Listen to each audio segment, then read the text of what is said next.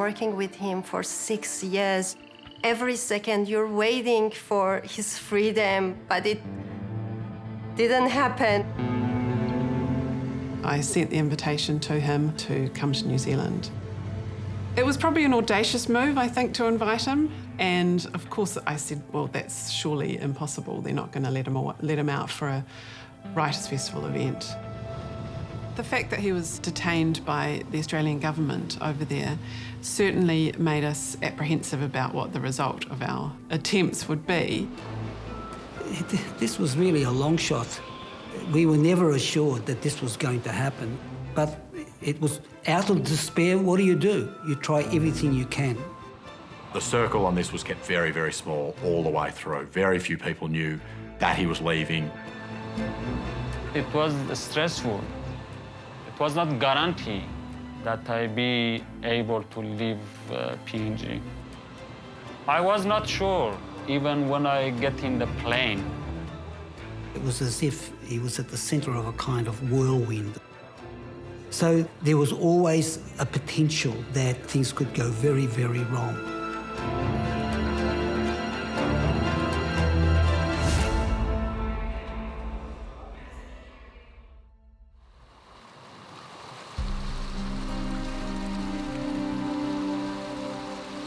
When I arrived at Christmas Island 6 years ago, I told them that I am a writer. An immigration official just laughed at me and told me that they were going to exile me to Manus Island, a place in the middle of the Pacific Ocean.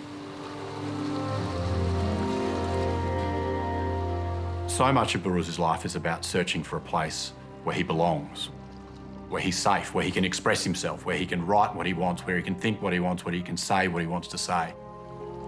Everywhere he turned, he couldn't find that freedom, but he just kept looking. I was born in a small village west of Iran in Kurdistan.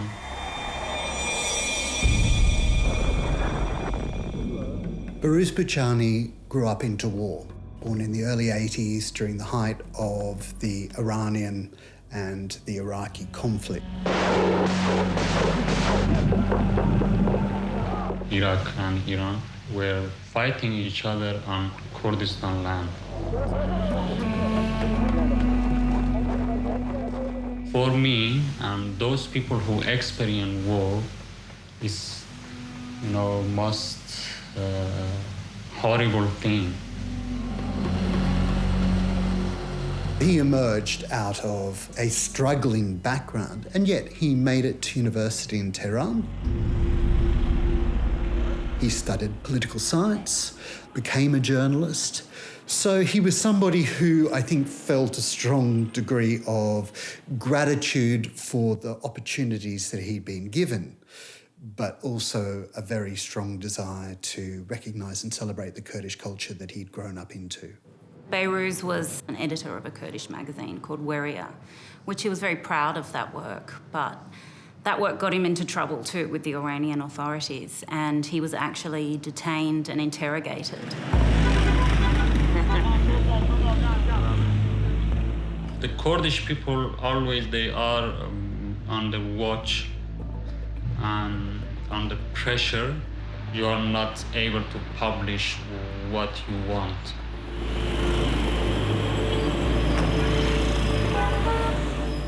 During that interrogation, he signed a declaration that he would no longer write about Kurdish autonomy, but he continued to do it anyway. He kept contributing to Weria, and his colleagues were arrested. He wrote about that arrest, and that news got out, and that's when he feared for his life. The officers got raided by the Iranian secret police, and his friends were going, "You've got to run, mate, you've got to run," so he ran.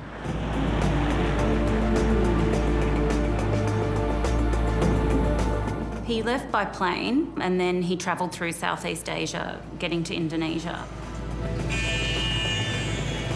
A smuggler said, "I can get you to Australia," and he knew that Australia was this liberal democracy where he thought he could be free to write the things that he wanted to write. I paid $5,000 to the smuggler.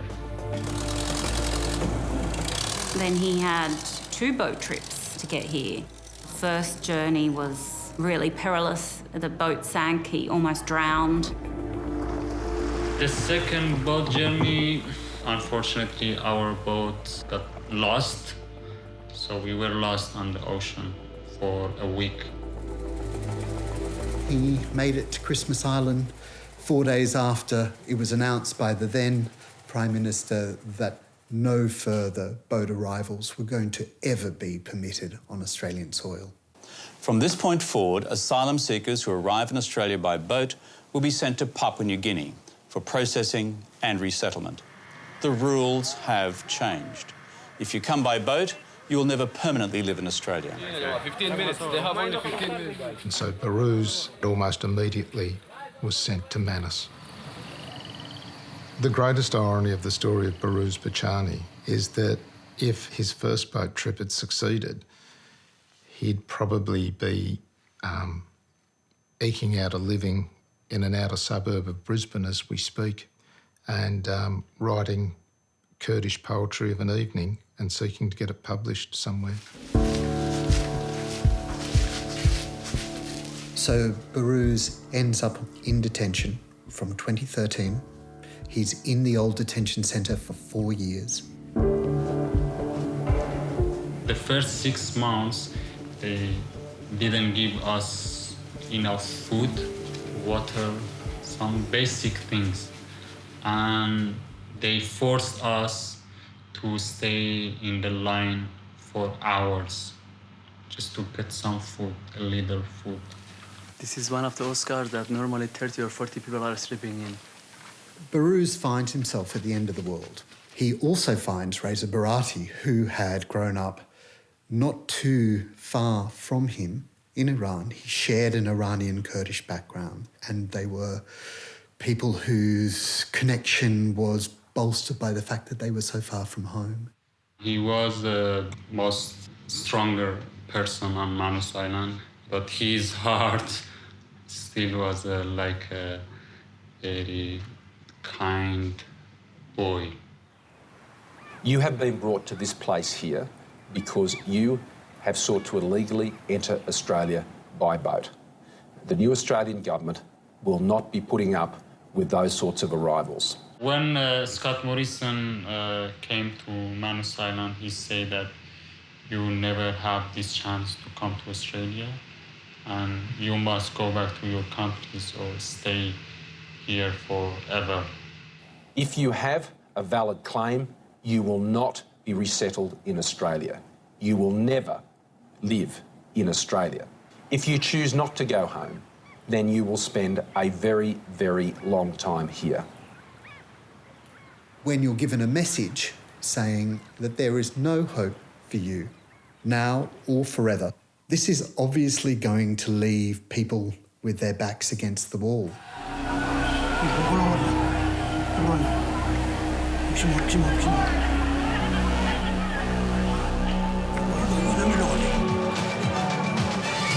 Tonight. This is a very unfortunate incident. This is a very tragic incident. Death in detention as asylum seekers riot on Manus Island.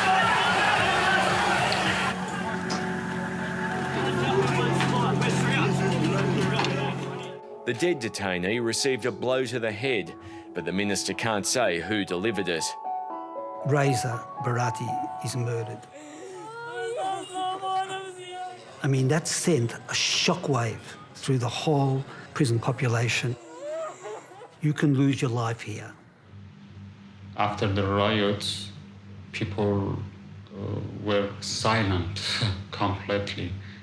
It was the first time that someone on Manus Island died.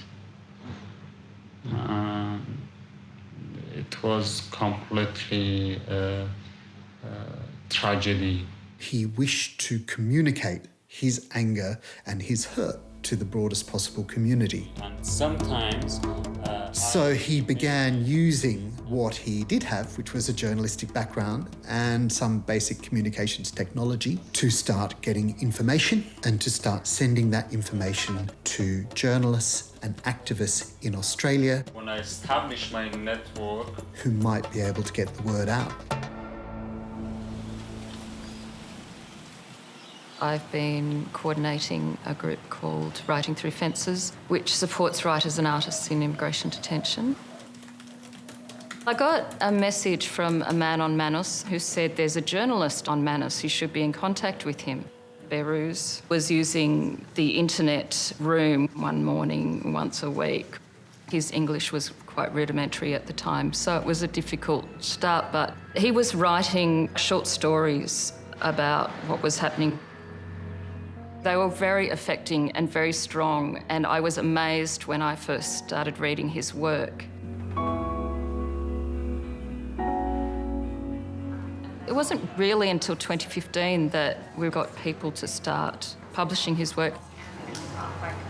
He wrote memorials for his friends who had died. He referred to living like under a sledgehammer.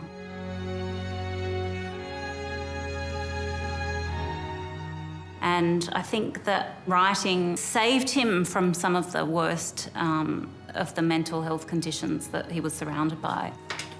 Hey! Hi! Good to see you. Over the years, a small group of people have gathered around Behrouz and become quite like a family. None of us actually knew each other prior to this.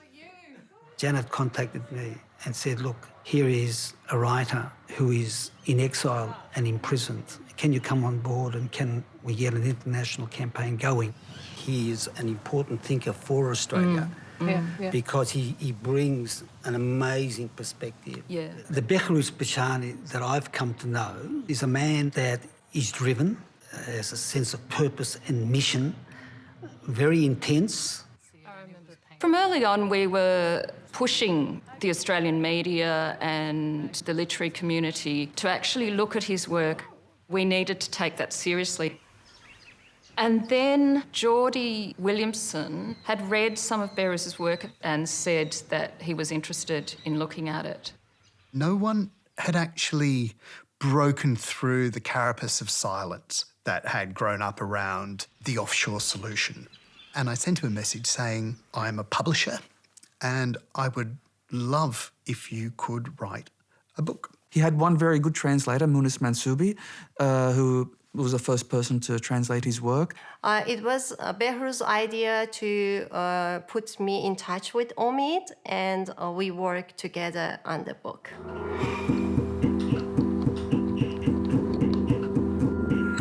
This whole book was written in secret in Farsi language, using WhatsApp and basically staying out of sight from all the authorities. He had a phone smuggled in, a very rudimentary mobile phone. This book, I wrote it in the phone and sent it text by text out. I didn't feel safe to write it on a paper. When I received every chapter, basically what I was looking at was one long text message. So essentially the translation process was also an editing process. It was a ludicrous undertaking. How did we do this? How do we even pay the advance due to Behrouz when he has no bank account and has no standing as an Australian citizen?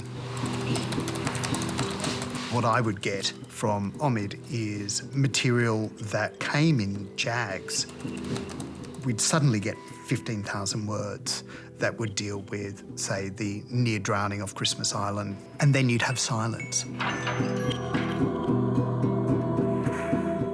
You would have word that Behrouz had health issues. Psychologically, he was not in a good place. I got to the point where I thought, well, this book is unlikely to actually take place. And suddenly there would be a rush of new material. We were very concerned about the reception and the publication of Behrouz's book. But the reception really actually took us by surprise. There was only a huge outpouring of goodwill. It's an angry book, and its anger is what gives it its impetus and its energy. And I think that it's the kind of book which joins a long library of prison memoirs. Well, he made us see what we wished we never had to see. Oh, my friend, good. And he did it with a great integrity and honesty. When you read the book, the refugees aren't angels at all. I brought this for you. I promised you. Some of them are brutal, some of them are selfish.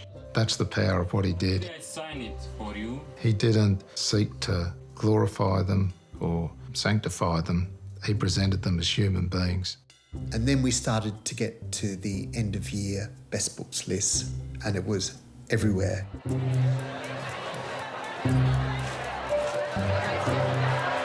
So we were at the award ceremony, and it was a very emotional time for all of us. We knew the significance of the occasion. Those involved with the prize made a waiver so that Behrouz could be considered as an Australian writer. The winner of the Victoria Prize for Literature is No Friend But the Mountains, writing from Manus Prison by Behrouz Boochani. And when they announced that his book had won, I just found myself weeping. I was just in tears and screaming because it just felt like, my God, I can't believe it. At last. I can believe it. Like, from the first moment I read his work, I knew that this writer was going to be big in the world. But for this to actually happen was huge. I thought the most appropriate way to represent Behrouz was to come on stage while communicating with him via WhatsApp at the same time. Hello, everyone. I would like to thank you, everyone, for asking me. I wish I could be there, and it's a great moment.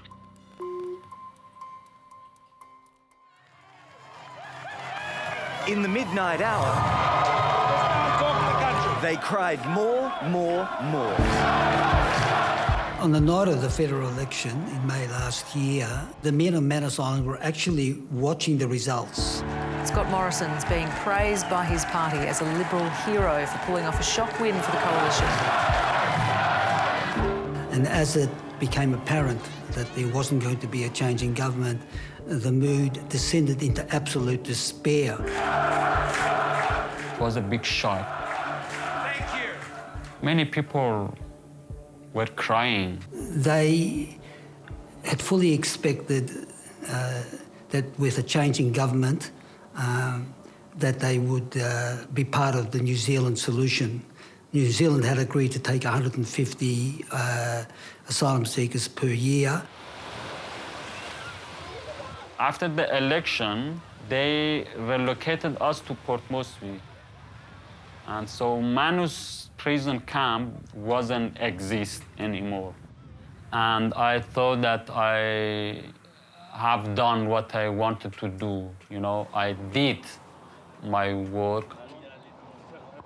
All throughout this time, refugees were being resettled in America. Now, Behrouz was part of this process. He was being considered for the American resettlement deal, but he was very unsure about what that might mean and how genuine that offer was.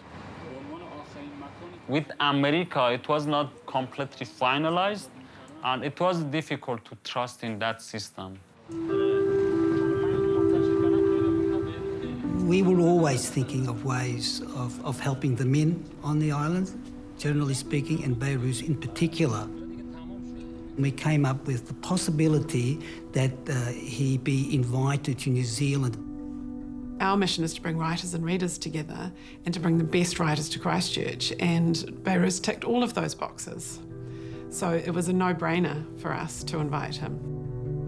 To do our events, our writers just need to have a visitor's visa, they don't need a work visa.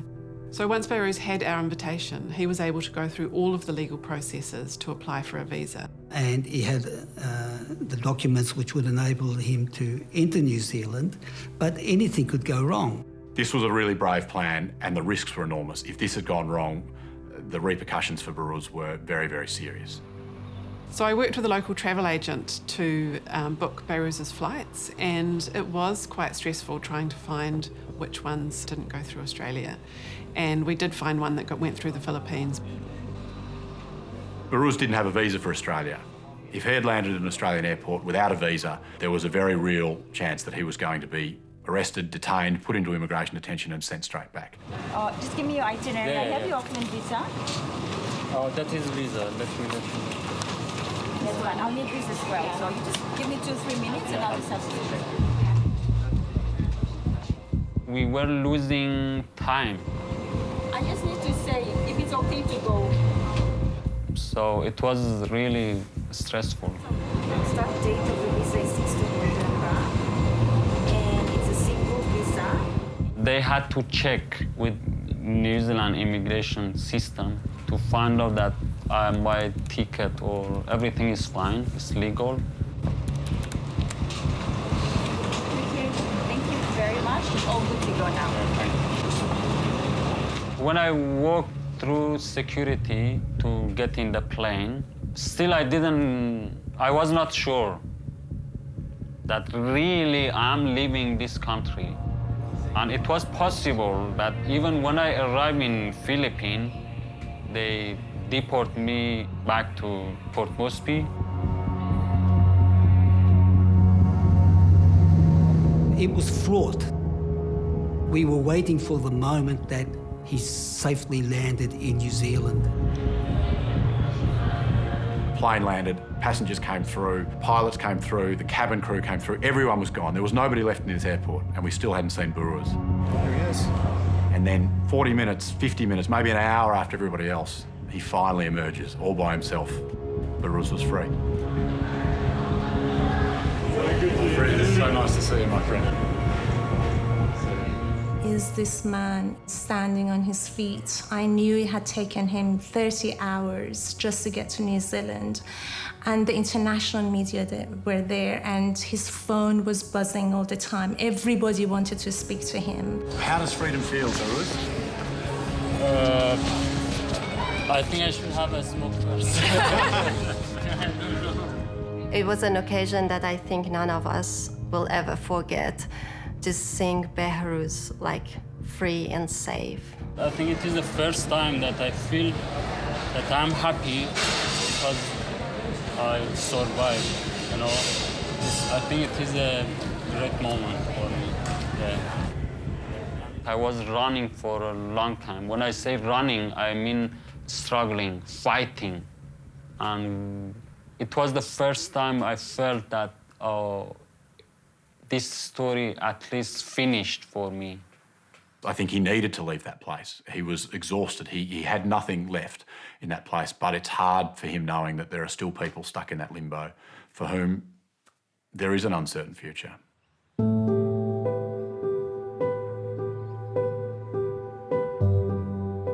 I actually had a much smaller venue booked, but a feeling came over me that we might perhaps need to find something with a larger capacity. And it was incredible. It sold out within 3 days. There were lots of people there. I think more than 1,000 people. Will you please join me in giving a very warm welcome to the incredible Behrouz Boochani. The moment that Behrouz walked on stage at that festival, the audience just stood up and gave him a spontaneous standing ovation. And you could feel him being engulfed by the energy that was coming towards him from the audience. And then he sits down and you see this look come over his face, which is almost fear or what am I doing here? And then he spots one of his friends in the front row and he smiles and he immediately relaxes. The person who had once been MEG 45, that was his number when he was taken from Christmas Island to Manus. And there he was, alive and standing in front of this audience.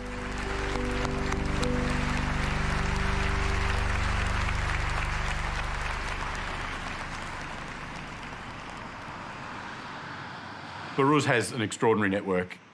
He had a great many supporters and advocates helping him when he landed in New Zealand with a place to live.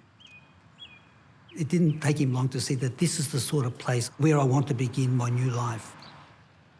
But it wasn't over yet. He now had to go through a process to see if he could get his future assured in New Zealand. I felt safe here. And it was legal. It was the first safe country that I could apply. Immigration New Zealand say there was no political involvement in granting a visa to former Manus Island detainee Behrouz Boochani, and he won't be getting any special treatment if he applies for asylum here. Behrouz made an asylum application in New Zealand. That's a process that takes some time to work through. When Behrouz's 1-month visa expired, it was the National Party who first raised questions around why it was that Behrouz was still in Christchurch. People are asking, did you come to New Zealand for the Writers' Festival, obtain a visitor's visa, and did you know when you got here that you were going to apply for asylum? You already knew that. You know, these kind of things are political comments. It's a question. There was some of that familiar politicking when he got to New Zealand from the Conservative side of politics. You'd heard that he'd pushed somebody else more deserving out, that his pretense for coming to New Zealand wasn't genuine. Anyone who's familiar with New Zealand asylum laws would understand that the allegations made against Behrouz are completely baseless. The New Zealand authorities assessed his claim for assessment and found he had a well-founded fear of persecution and he was owed protection. New Zealand's legally obliged to protect Behrouz. A refugee who was held on an island in the Pacific for 6 years by the Australian government has been granted asylum in New Zealand. It means Behrouz Boochani, an author known as the voice of Manus Island, can stay here indefinitely. The day before the news was made public, I had a conversation with Behrouz. Even over the phone, you could feel that a weight had been lifted. There was a calmness and a kind of certainty there. This really was it. I'm safe. I'm no longer stateless. Can you imagine? Put yourself in his shoes. Freedom. What I have experienced in this country is just people are welcoming, people are friendly. People say hello to each other in the city. You know, that is very unknown, very strange for me. Behrouz is writing, Behrouz is working on projects. He's been made a senior research fellow by Canterbury University. The university has a tradition of supporting refugees in its scholarship. There's been a number here. He understands something important, and that's to own his own voice. I hope that Behrouz can slow down a little bit now and rest, and that this has given him some peace in order to get on with his work. I mean, you know, the world's his oyster now in terms of what he can write. Outside that kind of media image, there is a person who wants to have fun and to live a life that he is yet to live. I really like the simple thing, very simple. Just walking in the street, do hiking, biking, have privacy. All of things that we were deprived. Very simple thing, not big things. So that is freedom for me. I think Behrouz needs to be recognised as a man in his late 30s who's starting again. Behrouz doesn't need to be treated as a literary god or as a kind of model refugee. He needs to be treated as a man, a free man.